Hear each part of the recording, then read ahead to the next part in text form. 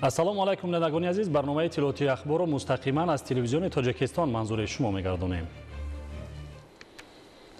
бо мақсади табодули таҷриба дар соҳаи боғдорӣ, рушди истеҳсоли меваи экологӣ ва ҷалби шарикон дар бунёди корхонаҳои афшура дар шаҳри Норак фестивали анор доир гардид. чорабинӣ ки бо иштироки соҳибкорон, боғдорон ва мутахассисони соҳа баргузор шуд, ширкаткунандагон имконият пайдо карданд таҷриба ва технологияҳои навини истеҳсоли меваи сифатнокро омӯзанд. ҳамзамон ҳамкориро байни истеҳсолкунандагон ва корхонаҳои коркард тақвият бахшанд. тафсилот дар гузориши ҳамкорони мо. фестивали анор ки аз намоиши навъҳои гуногуни анори ватанӣ иборат буд, дар ҷамъияти дорои масъулияти маҳдуди анори Норак баргузор гардид, ки шукӯҳи он аз рушди анорпарварӣ дар вилояти Хатлон дарак медиҳад. дар ин фестивал намоиши ҳунарҳои мардумӣ ва таомҳои миллӣ пешниҳод гардид. ҳамзамон зикр шуд, ки таваҷҷӯҳ ба рушди ҳунарҳои милливу мардумӣ бо роҳандозӣ шудани барномаҳои давлатӣ ва таъсиси грантҳои гуногун бештар шуда истодааст. ҳоло занон бо истифода аз дастгириҳои ҳукумати кишвар ҳунарҳои дастӣ аз ниёгон меросмондаро рушду равнақ бахшида, онро ба насли ҷавон меомӯзонанд. ҳайати меҳмонон аз намоиши ҳунарҳои мардумӣ, таомҳои миллӣ ва дигар ҳунарҳои қадимаи сокинони шаҳри Норак дидан карда, ба ҳунарҳои волои онҳо баҳои баланд доданд. намоишгоҳи имрӯза ки ҷолибу диданӣ омода гардида буд, ба аҳли иштирокдорон бештар писанд омад, зеро дар он маҳсули анорпарварони 9 шаҳру ноҳияҳои анорпарвари вилоят пешниҳод шуда буд. бояд гуфт, ки иқлими вилояти Хатлон бо обу хоки зархезаш ба боғдорон имкон фароҳам овардааст, ки ин бахши сердаромади соҳаи кишоварзӣ рушду нумӯ карда, ҳаҷми истеҳсоли он баробари дигар маҳсулоти кишоварзӣ афзун гардонида шавад. зеро ин навъи мева серхаридор буда, талабдорони худро дар дохил ва хориҷи кишвар низ пайдо намудааст. анорпарварӣ таърихи беш аз 1000 сола дошта, хусусан дар Осиёи марказӣ, аз он ҷумла дар Тоҷикистон низ дар қадим баъзе навъҳое буданд, ки баъзе намудҳое буданд, ки бо номҳои анори Фаридун, анори Фарҳод, анори Ёсин ва анори Тавқидор низ ном мебурданд. ин аз он шаҳодат медиҳад, ки анорпарварӣ дар Тоҷикистон низ хеле таърихи қадима дорад. тибқи иттилоъ дар шаҳри Норак беш аз 280 гектар анорбоғ аст, ки сол аз сол майдони он вобаста ба имконот васеъ карда мешавад. имсол анорпарварони шаҳр аз ин боғот наздик ба 700 тонна ҳосил ҷамъоварӣ карданд ва баҳри афзун намудани ҳаҷми истеҳсоли он ҳамасола боғҳои кӯҳнаи анор аз нав барқарор, навъҳои серҳосил парвариш карда мешаванд. дар шаҳри Норак майдони умумии боғҳои истеҳсолии анор 280 гектарро дар бар мегирад ва то ин давра ҷамъовари ҳосил наздики 800 тонна ҷамъоварӣ аллакай карда шуд ва ба бозорҳои шаҳри Душанбе ба бозори худ таъмин карда шудааст. ҳоло дар вилояти Хатлон бо истифода аз агротехникаи дурусти парвариш ва коркарди саривақтӣ, боғдорон ба натиҷаҳои хуби истеҳсолӣ ноил гардида истоданд ва гузарондани чунин фестивалу намоишҳои сатҳи баландро дар рушди ин бахш зарурӣ маънидод карданд. шоҳзода Самандар, Мусои Нурмуҳаммад, Манучер Ҳасанзода, Фахриддини Карим, шаҳри Норак, ахбор.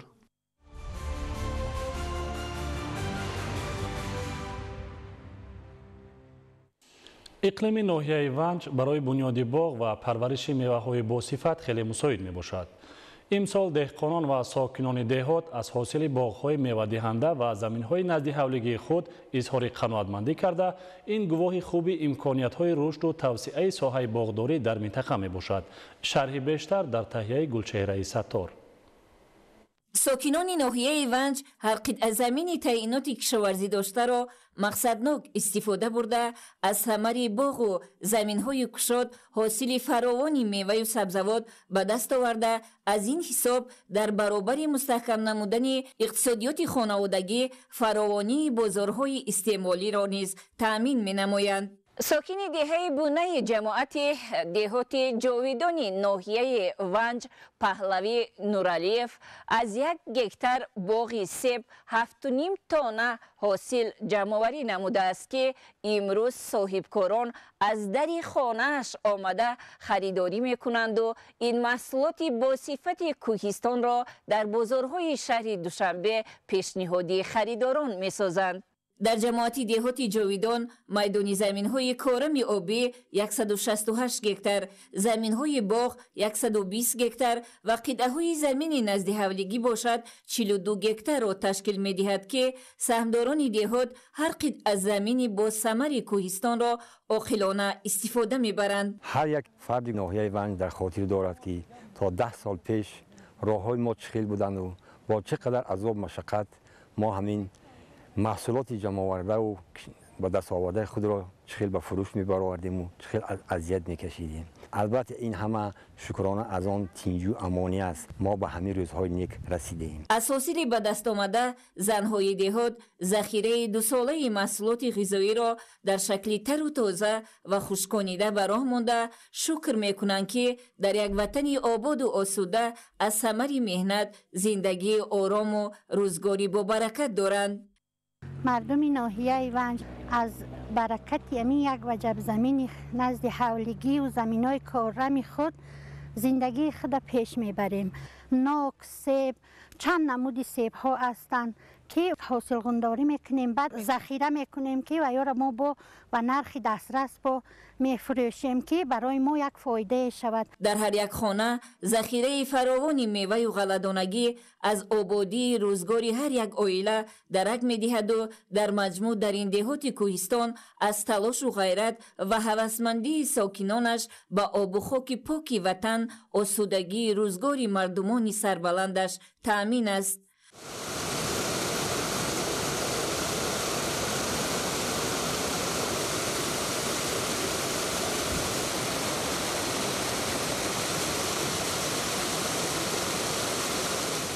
ثمر مهنت هر یک فردی به ناموس است که این گوشه دیار به یک مکان گنج تبدیل یافته و مردمان با غیرتش در این کوهستان دیار از روزگاری سنگین نه از آبادی و آرامی و شکوفایی حرف میزنند.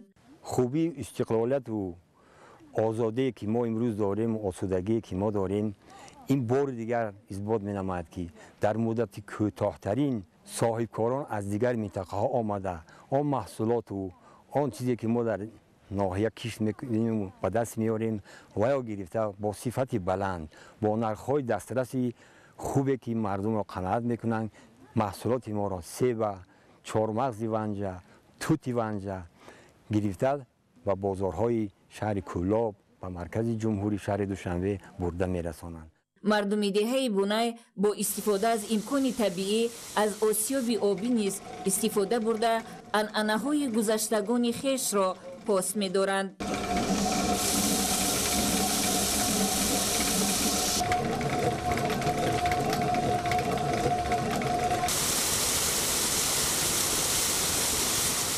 حاصل میوه توت را خشکانیده با نظرداشت خصوصیت‌های زیادی دوایی‌اش با تجهیزات مخصوص آن را تلقان کرده برای زمستان ذخیره می‌کنند. زندگی با سعادت ساکنان این گوشه کوهستان را دیده بر علا مشاهده کردیم که زمین کوهستان از ثمر مهنت مردمان سربلند و شکرگزارش روز از روز آبادتر می‌گردد.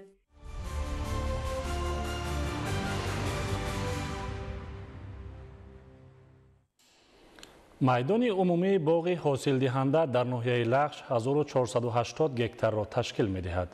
айни замон меваи ҷамъоваришуда ба бозорҳои шаҳру ноҳияҳои кишвар пешниҳод мегардад. наврӯзшоҳи азизулло ва баҳриддини исмониддин гузориш медиҳанд. ин тасвирҳо дар майдонҳои боғ ки тирамоҳи зарин фаровонии ҳосил ва фараҳи деҳқононро таҷассум мекунад аз ноҳияи лағш навор гирифта шудааст. ин себҳо агар қисман ҳоло ба бозори истеъмолӣ пешниҳод гардад, қисми дигарро хоҷагидорон дар шароити хона захира ва дар фаслҳои зимистону аввали баҳор тадриҷан ба бозор пешниҳод мекунанд. соҳибкорон низ аз самараи меҳнати деҳқонон харидорӣ ва онро дар шаҳри душанбею вилояти хатлон дар сардхонаҳо нигоҳ дошта чанд моҳ баъд ба бозор пешниҳод мекунанд.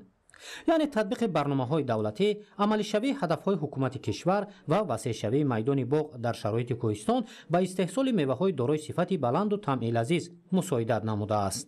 боғдорӣ яке аз соҳаҳои даромадноки соҳаи кишоварзӣ ба ҳисоб меравад. аз ҳар як гектар замин ба ҳисоби миёна 250 то 300 сентнерӣ себ гирифта истодаанд. ҳоло дар ноҳияи лағш майдони умумии боғ 1574 гектарро ташкил медиҳад ки аз ин 1480 гектараш ҳосилдиҳанда аст. мукаммал шудани таҷрибаи хоҷагидорон, ҳамкории намояндагони илму истеҳсолот, мутобиқгардонии раванди парвариши ниҳолон ба шароити кунунии иқлим ва меҳнати пайваста имкон фароҳам овард ки имсол нисбат ба соли гузашта ҳосили бештари мева ба даст оварда шавад. майдонҳои васеъи себ ва фаровонии ҳосил собитгари он аст ки дар доираи татбиқи яке аз 4 ҳадафи стратегии ҳукумати кишвар таъмини амнияти ғизоӣ ҳамасола нишондодҳои истеҳсолӣ афзоиш ёфта дар баробари таъмини фаровонӣ дар бозори истеъмолӣ ҳамзамон имкониятҳои содиротӣ бештар мешавад. додани нирӯҳои минералӣ ва органикӣ инчунин ба шаклдарории дарахтон ва бар зидди ҳашаратҳои зароррасон коркарди заҳрхимикатҳо яке аз корҳои аввалиндараҷаи боғдорӣ мебошад. аз ҳамин ҷое ки себро чинда истоданд 1 кило себ аз 4 сомонӣ то 8 сомонӣ ба фурӯш рафта истодааст. истифода ба мавриди шароити табиӣ аз худкунии майдонҳои нав аз ҳисоби заминҳои талу теппаи баландкӯҳ барои бунёди боғ ва меҳнати пайваста рушди ин самти соҳаи кишоварзиро дар шароити ноҳияи лахш таъмин намудааст. ворид кардани технологияи муосир бошад имкониятро ҷиҳати захира намудани мева барои 1 соли оянда ба талабот мутобиқ гардонидааст. ҳоло ҳадафи кишоварзони ноҳияи лахш ба ҷамъоварии саривақтию беталафи мева, захира кардани он ва саҳмгузорӣ дар таъмини фаровонии маводи ғизоӣ дар бозори истеъмолӣ дар фасли зимистону баҳори соли 2026 равона карда шудааст.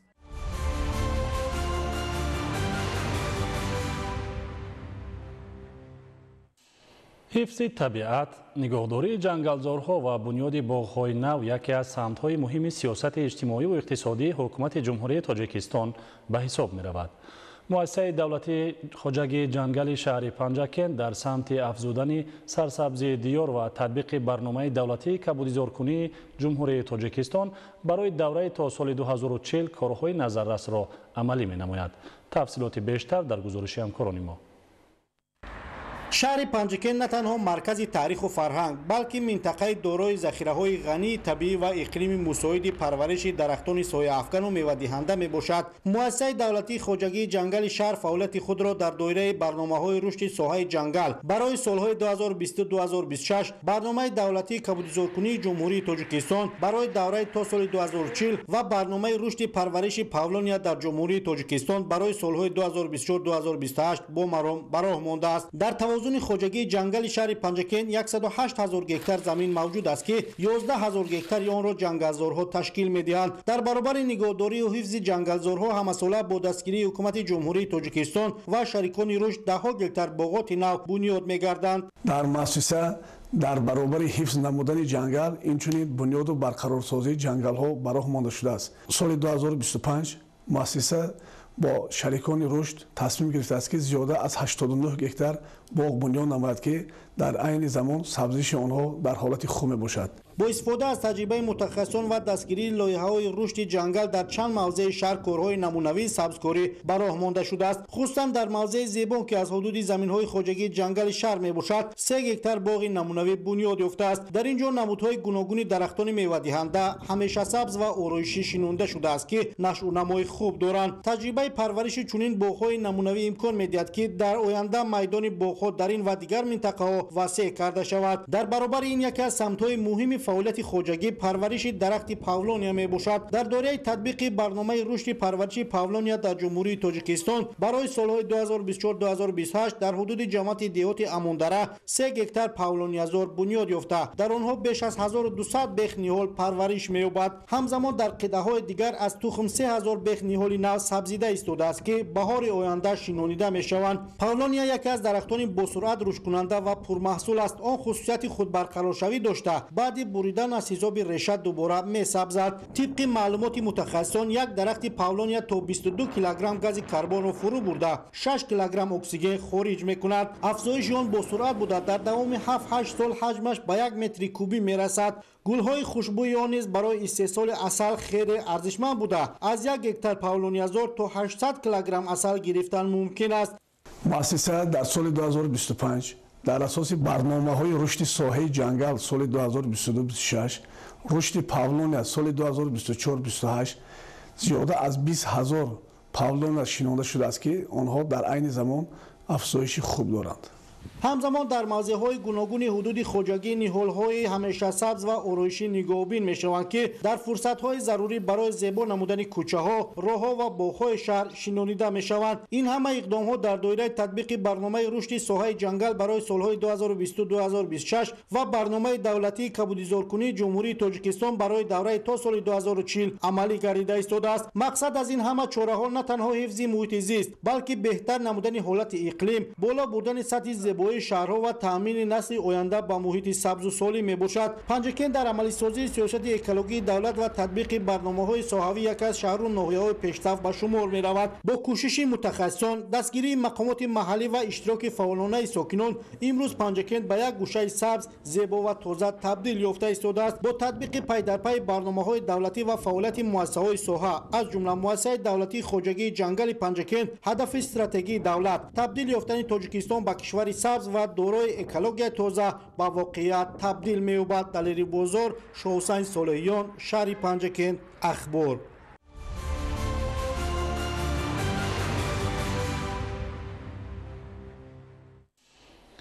اقدام پیشوای ملت محترم امام علی رحمان اوید به تقدیم شاهنامه بیزوال حکیم ابوالقاسم فردوسی به هر یک خاندان رمز ارجگذاری به فرهنگ، تاریخ و زبان تاجیکی بوده در خود پیام بیداری معنوی و خودشناسی ملی را تجسم می‌کند. این اقدام نجیب ملت تاجیک را به مطالعه، معرفت و احیای روح وطن دوستی و افتخار ملی هدایت می‌نماید. گزارش از ناحیه یوان.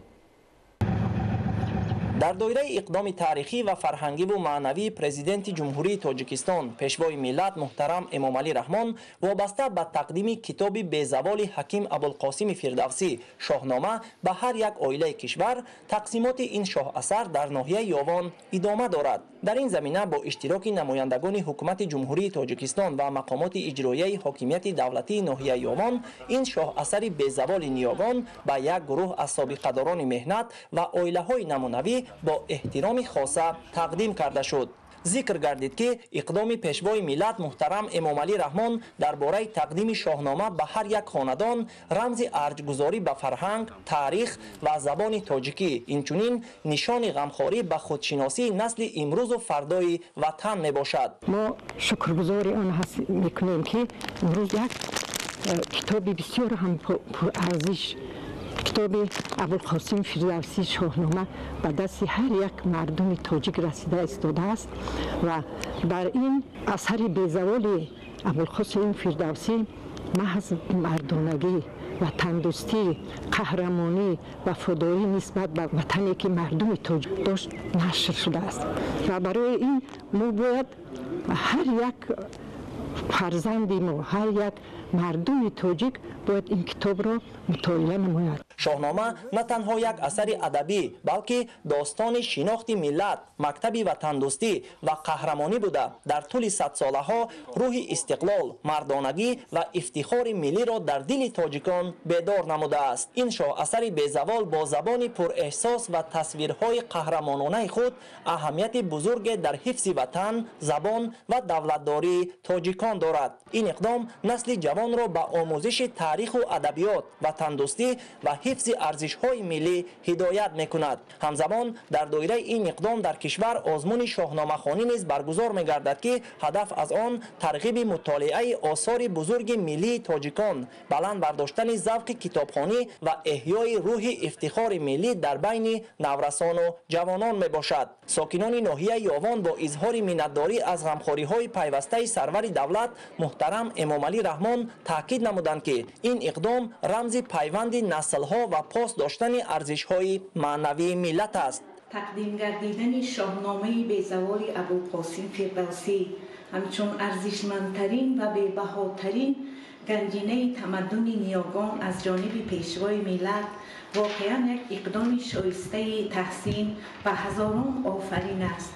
این یک پیام است از جانب پیشوای ملت و خلق تاجیک که از گذشته خود، از نیاگان گذشته خود و از تاریخ پرافتخار ملت خود آگاه گردیده و عبرت بزرگان خود را گرفته برای پایداری و هویت ملی خویش تلاش نمایند.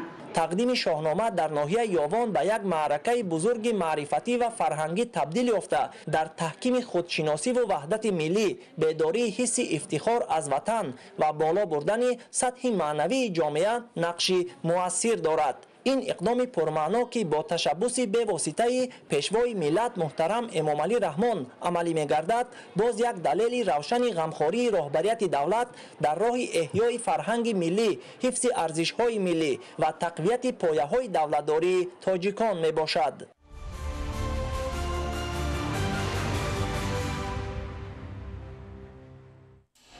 بینندگان عزیز، در همینجا برنامه اطلاعاتی اخبار به انجام میرسد. تنسیت و خانه آباد باشید.